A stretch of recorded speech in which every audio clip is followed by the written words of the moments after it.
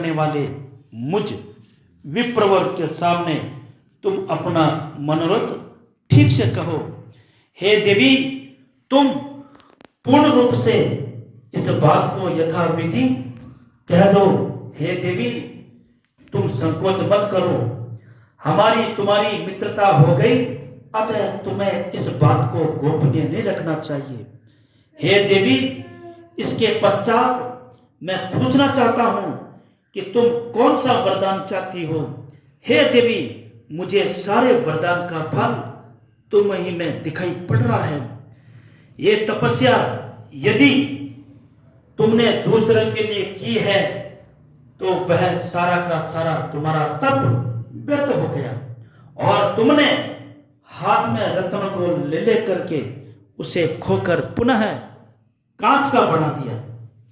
इस प्रकार की अपनी सुंदरता तुमने व्यर्थ क्यों कर दी? अनेक प्रकार के वस्त्र त्याग कर तुमने ये मृग चर्म क्यों धारण किया?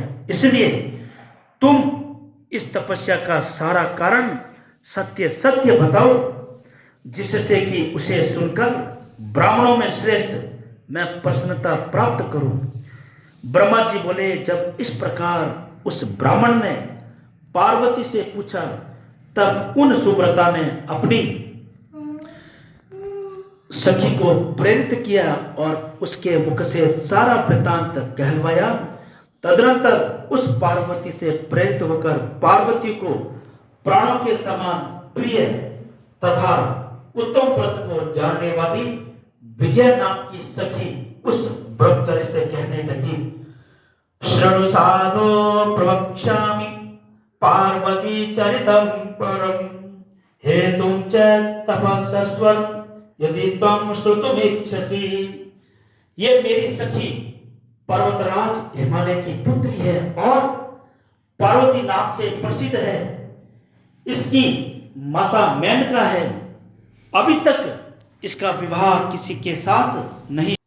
पिनाक पाणी शंकर को ही पति रूप में प्राप्त करने की इच्छा करती है। हे द्विज, तपस्या प्रारंभ करने के पूर्व मेरी सखी ने जिन वृक्षों को लगाया था उन सब में फूल फल आदि आ गए हैं। अतः प्रतीत होता है कि मेरी सखी के मनोरथ पूर्ण होने का समय आ गया है।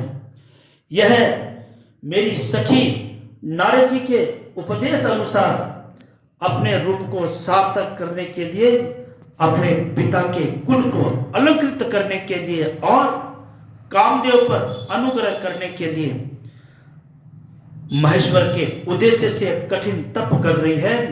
हे तापस, क्या इसका मनोरथ सफल नहीं होगा?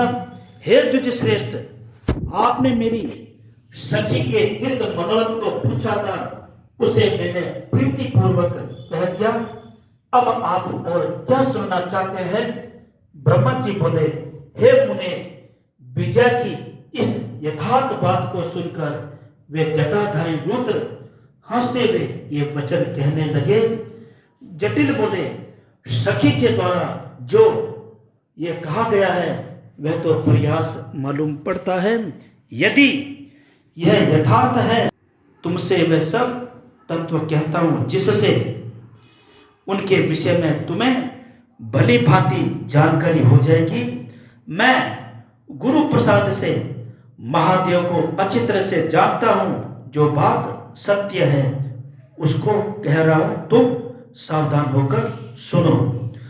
महादेव बैल की सवारी करते हैं, भस्म पोते रहते हैं, जटा धारण किए रहते हैं, व्याघ्र चर्म धारण करते हैं और हाथी का चमड़ा ओढ़ते हैं।